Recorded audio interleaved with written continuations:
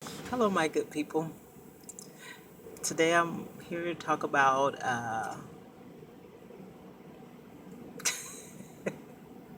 I'm here to talk about doing your research for finding a company-sponsored trekking school, CDO school.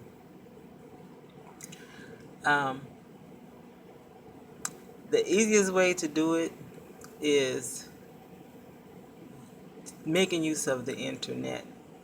You get a lot of good information and a lot of bad information on the internet, but overall, the information is out there. Uh, Telling people to do their research sometimes is not extremely helpful. So I wanted to just give you a little bit of guidance on how to do your research. Okay. You want to, a good place to start is going to Trucker's Truth. They have a lot of thorough information on several different company sponsored trucking CDO schools. Their information is not completely up to date on every school. I don't know. I haven't been back there for maybe a couple of months, but um, yeah, they have it's very thorough though. They have researched these different schools and they put down um, all the different points. As far as how much time you're going to spend at the company, um, how much money you're going to make, like as far as cents per mile once you're hired on, um, whether the company pays for the training and pays for your lodging. I mean, just all the information, all the details, all the questions that you could possibly ask. And that will give you a good foundation to build your own criteria list. Because it lets you see the typical things that are offered at these schools, and from those you can pick out those things that are important to you and write them down. Make like a grid. Like this is I've written it down a couple of times, but this is one. Wait, I think this is the first one I wrote down. Let me see if I can show you on the back of my commercial driver's license manual. I See how I did that?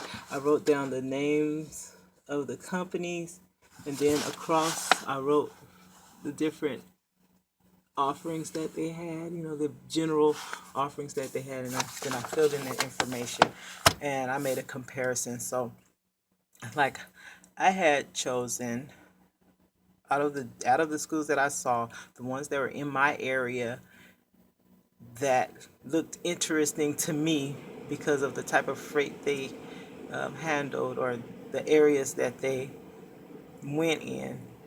I chose Stephen Swift, Prime, KLM, and Western Freight to begin with.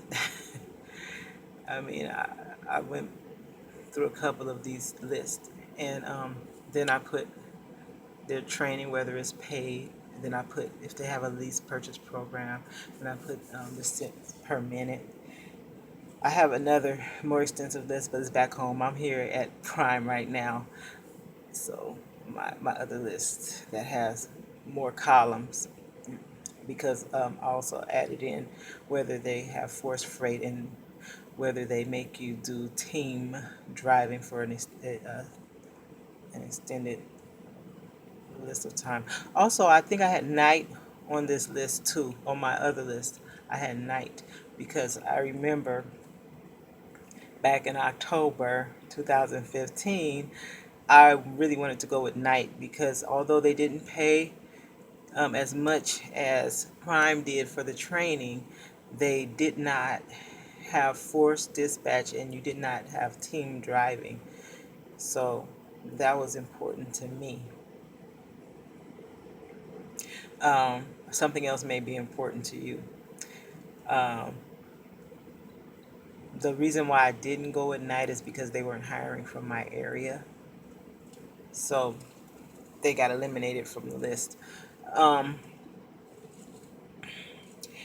when I added everything up, the all the schools came out to, in your first year came out to you're basically making the same, you know, in general, you know, just based on the numbers that their website has, and the general numbers at the end of the year, you're making the same amount of money from all the schools.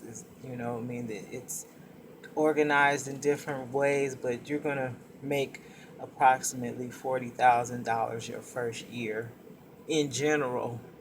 I'm sure that there are other ways that you can make more, but your first year basically is going to be somewhere around 40,000, which I can deal with because that's how much I was making already. So I said, okay, I can start there to start a whole new life and have an opportunity open up for me to make more, because the job that I was in, 40,000, I was making 41,000, was it. They weren't giving any raises. There was no movement there. It's basically a dead end job. Um, I was a buyer, government company. So anyway, Trucker's Truth. Um, try to.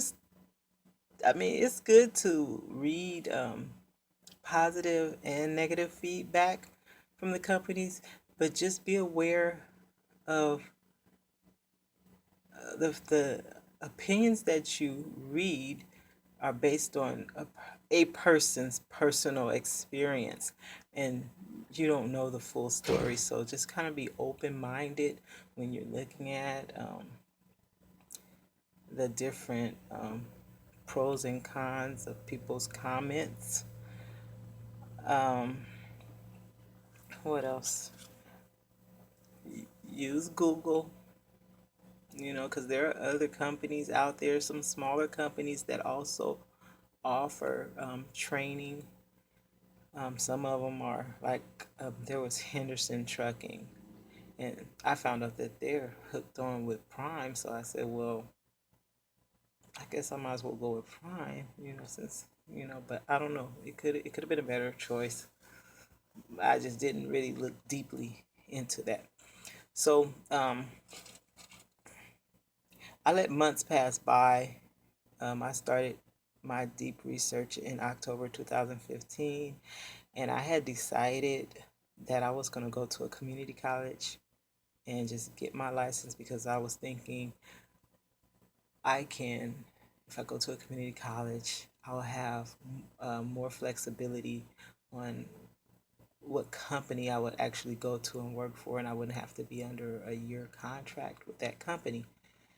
Um, but I mean, I had signed up and everything and was like a week away from starting, and then I just said, I'm not going to do this. And I just kind of dropped it, and I was thinking, I don't want to be working full time and going to school, because the school was till midnight. Class was till midnight, and I would have to change my schedule at work, which I requested to change my schedule. So they moved me up to having to be at work at like 6:30, and so I can get off early enough to make it to class. And I would have to be at work at 6:30 and getting off at midnight, and I just didn't want to do that at that time.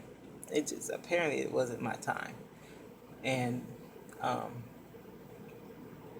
so for a while I kind of took a break from the thought of trucking, and then I was approached by somebody.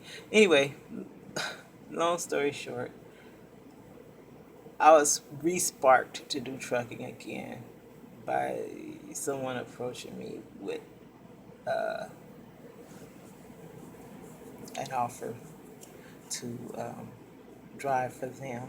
Then they flaked out on that. And it became a choice between Prime and Swift. Swift because they were local to me and their program was short.